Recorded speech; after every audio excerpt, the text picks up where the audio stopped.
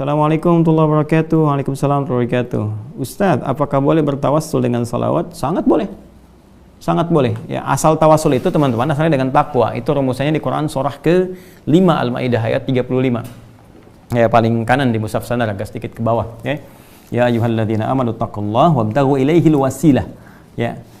Ya ayyuhalladzina amanu, orang-orang yang beriman pada Allah Subhanahu wa taala, ittaqullaha, tingkatkan takwamu kepada Allah, wabtaghu ilaihil wasilah, dan carilah dengan takwa itu sebagai wasilah. Wasilah di sini tawassul tawassala yatawassalu, itu mencari wasilah, ya, untuk bisa membawa wasilah itu dalam rangka memohon kepada Allah supaya Allah cepat mengabulkan apa yang kita inginkan. Nah, ternyata kata Al-Qur'an wasilah terbaik itu dengan menggunakan takwa. Ya, takwa itu bisa apa? Macam-macam. Bisa ibadah ritual, itu bagian dari takwa. Ya, misalnya sholat itu kan, itu bagian dari takwa. Dalilnya apa? Al-Baqarah ayat 2 sampai 3 itu, ya, dzalikal kitabul la raiba fihi hudal lil muttaqin. Siapa muttaqin orang takwa ini? Ayat 3-nya, alladzina yu'minuna bil ghaib wa yuqimunas shalah. Salat. Ya, makanya banyak orang bertawasul menggunakan salat. Tawasul di sini menjadi wasilah. Ya, di Quran banyak sekali. Nabi Zakaria misalnya ketika memohon kepada Allah keturunan, ya, sudah berobat sana sini memohon, dan di mihrab salat, dan dengan tawasul salatnya itu dijawab oleh Allah. Ya, itu kan ada di Quran surah ketiga Ali Imran ayat 38 sampai 39. Hunalika da'a Zakaria rabbah qala rabbi habli min ladunka dzurriyyatan thayyibah innaka sami'ud du'a. Ya, bermohon kepada Allah dalam salatnya, meminta kepada Allah yang Maha Pemberi tanpa batas saat orang mengatakan ini ada batasan. Apa jawaban Allah? Fanadatul malaikatu wa huwa qa'imun yusalli fil mihrab. Annallaha yubashshiruka bi Yahya. Kan? Maka langsung dikirimkan malaikat menyampaikan kepadanya, Allah kasih kabar gembira, kamu akan punya anak. Namanya siapa? Yahya, gitu kan? Nah, jadi itu bisa menggunakan hal demikian. Bisa dengan ibadah-ibadah yang lain seperti misalnya puasa, karena puasa juga bagian dari ketakwaan. Ya, Al-Baqarah ayat 183, ya ayyuhalladzina amanu kutiba alaikumusshiyam kama kutiba alal ladzina min qablikum la'allakum tattaqun, ya. Jadi birrul walidain juga bisa. Ya, birrul walidain, berbuat baik kepada kedua orang tua misalnya, bisa dengan infak, itu bagian dari takwa juga. Ya, bisa dengan amal-amal soleh. Jadi takwa itu wujudnya amal soleh yang dikerjakan dengan iman. Jadi ketika pekerjaan dilakukan dengan iman kepada Allah, maka berubah pekerjaan itu menjadi amal soleh. Makanya di Quran setiap kata iman itu seringkali disandingkan dengan amal soleh. Ya wal 'asr innal insana lafi khusr illal ladzina amanu wa 'amilus shalihat. Nah, iman ketika mengiringi perbuatan jadi amal soleh itu bagian untuk titian takwa. Makanya muaranya takwa. Jadi begitu takwa meningkat, maka takwa jadi cara tercepat kepada kita untuk memohon kepada Allah supaya dikabulkan permintaan-permintaan kita. Makanya banyak orang memohon kepada Allah itu dengan mengerjakan amal soleh dulu. Makanya setiap kali kita beramal soleh, teman-teman sekalian, jangan lupakan untuk berdoa, karena itu cepat sekali. Cepat, termasuk kisahnya orang-orang yang viral di Al-Bukhari itu kan, yang terjebak di dalam gua itu, dan sulit mereka kemudian untuk keluar dari situ, ya, setelah menggunakan banyak tenaga. Maka mereka bertawasul kan dengan amal soleh masing-masing. Nah, di antara amal soleh itu ada yang dengan menggunakan lisan. Contohnya apa? Misalnya sholawat pada Nabi sallallahu alaihi wasallam. Hadisnya jelas. Man shalla alayya salatan wahidah sallallahu alaihi asyra salawat. Siapa yang bersolawat kepadaku, kata Nabi sallallahu alaihi wasallam, dengan satu kali solawat, Allah akan balas dengan 10 kali. Ya, awas nih ya, awas, ada hati-hati, ada persepsi orang-orang salah yang ditebarkan oleh baik itu dari kalangan orientalis ataupun misionaris bahwa ini nabinya orang Islam masih butuh syafaat dari umatnya. Itu salah memahami. Ya, kita wajar lah karena nggak pernah belajar Islam kan, nggak pernah sholat, nggak pernah puasa, nggak pernah mengerti. Jadi kita terangkan lagi dengan cara yang benar. Sholat yang dimaksudkan di sini adalah meminta dengan sholawat itu, memohon kepada Allah dengan keutamaan nabinya supaya kita dapat kemuliaan.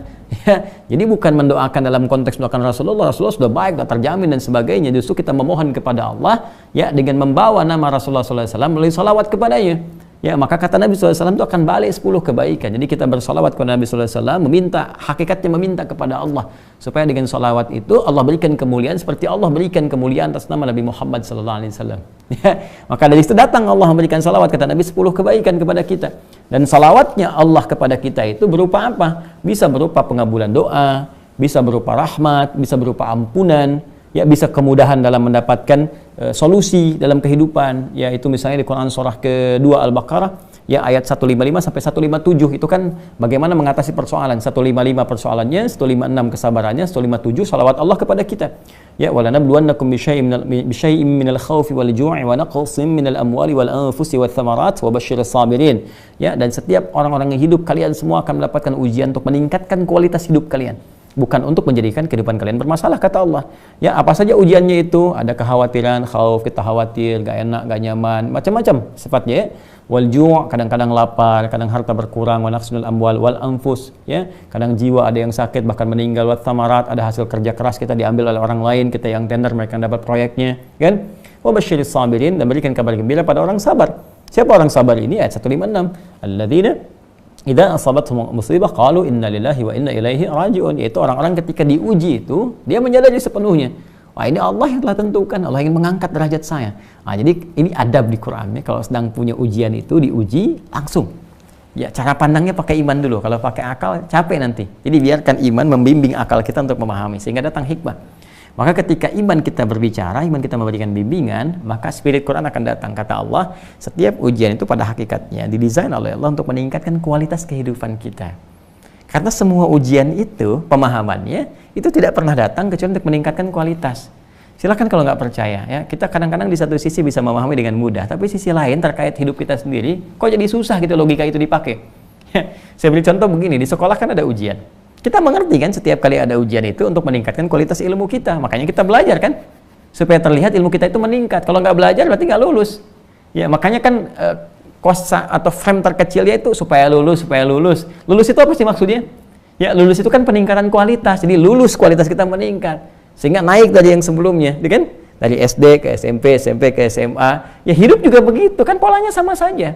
Diuji dengan persoalan supaya kualitas meningkat. Kualitas kesabaran, ketangguhan menghadapi sesuatu, ketangguhan merencanakan, ya, ketangguhan bersikap dan sebagainya. Nah, kalau lulus di situ nanti naik kelas. Naik menghadapi lebih besar lagi, maka diuji lagi sehingga matang keadaan hidup kita. Ketika semua ujian sudah dihadapi, maka kehidupan jadi ringan untuk dilakukan. Ya. Nangis itu wajar, air mata itu wajar. Nanti ketika semua air mata telah keluar, pada hakikatnya, pada akhirnya Anda akan menyikapi semua dengan bahagia karena sudah tidak ada air mata lagi yang akan keluar. Jadi kalau sudah terbiasa mengeluarkan air mata sehingga sampai kering, nggak ada air mata lagi yang akan dikeluarkan karena semua akan kebal dengan semua jenis ujian, ringan. Jadi hidupnya akan jadi menyenangkan saja kalau benar cara menghadapinya. Maka Al-Quran mengatakan, katakan pada dirimu, inna lillahi, semua itu punya Allah. Allah kasih ketentuan, la yukallifullahu nafsan illa wus'aha, nggak mungkin Allah uji di luar batas kemampuan, kan? Nah, kemudian pasti ada solusinya, inna ma'al usri yusra, ini yang ringan, pasti akan selesai, kan? Maka ketika kita bersimpuh di hadapan Allah dan mengatakan semua Allah telah tetapkan, ya wa ilaihi raji'un, semua kembali kepada Allah termasuk solusinya. Lalu kita bersabar, lalu pelan-pelan kita atasi dengan ikhtiar. Maka orang seperti ini di ayat 157-nya, ulaika alaihim salawatun min rabbihim wa rahmah wa ulaika humul muhtadun. Ya maka orang-orang ini ulaika alaihim salawatun min rabbihim. Orang-orang ini mendapat salawat dari Rabbnya, dari Allah Subhanahu wa taala. Nah, salawatnya apa yang dimaksudkan? Ya satu, pahala-pahala ya dari kesabaran mereka. Yang kedua ampunan dari Allah ketika mereka memohon. Kan banyak orang diuji itu sering minta ampun kan? Ya, diuji sakit, sabar, ya Allah, ya Allah, ya Allah, turun ampunan, kan? Ya, terus dapat pahala banyak. Karena nggak sadar ketika diuji kan, coba loh. Kalau nggak ada ujian, kadang-kadang kan kita nggak bisa merasakan nikmatnya tahajud. Kemarin kemana aja? Nggak pernah tahajud, tiba-tiba pekerjaan dikasih sulit sedikit, mulai puasa, mulai baca Quran, kan? Mulai tahajud, gitu kan? Muncul kan hal semacam itu. Dan jawaban dari doa-doa dan diringankan persoalan kehidupan. Jadi itu salawat dari Allah. Makanya untuk mendapatkan itu cara cepatnya bisa banyak bersolawat kepada Rasulullah SAW. Tiap hari kita solawat. Allahumma salli ala sayyidina Muhammad, salli ala sayyidina Muhammad, salli ala sayyidina Muhammad wa ala ali Muhammad.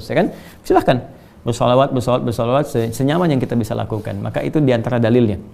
Ya, yang paling tegaskan innallaha malaikatahu yusholluna 'alan nabi ya ayyuhalladzina amanu shallu 'alaihi wa sallimu taslima. Ya, Allah saja memberikan salawat kepada Nabi sallallahu alaihi wasallam, di malaikat juga bersalawat, dan salawatnya Allah, salawat malaikat beda dengan kita ya, yang memohon kepada Allah Subhanahu wa taala seperti tadi saya sampaikan. Maka hai orang-orang beriman, perbanyak salawat kepada Nabi sallallahu alaihi wasallam. Dan banyak kisah di masa lalu termasuk para pemimpin-pemimpin yang paling populer sekali. Ya, kalau kita lihat di YouTube juga klik misalkan pemimpin yang senang salawat, nanti muncul tuh. Ya dulu di Turki gitu kan ada kan, terus yang sekarang juga pemimpin di Chechnya itu ya, senang sholawat juga tuh ya. Terus ya siap banyak, kalau ulama nggak usah ditanya, kita juga banyak mempersiapkan itu, nanti insya Allah akan terasa manfaatnya, terasa bedanya, terasa kenikmatannya kepada jiwa, ya, ada sholawat, ada istighfar dan sebagainya. Semoga Allah memuliakan, ya, semoga Allah memuliakan.